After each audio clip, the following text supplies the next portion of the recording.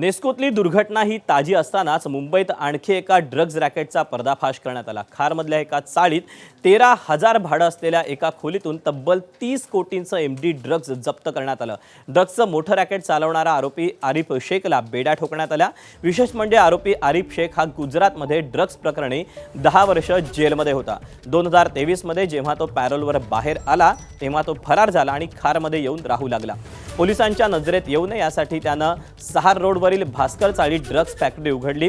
इथंच तो दरमहा 25 ते 30 कोटी ड्रग्जची निर्मिती करून त्याचा सप्लाय करायचा।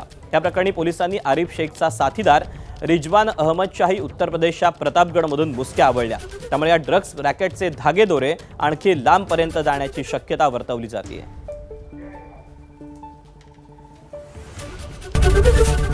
एबीपी माझा, उघडा डोळे बघा नीट।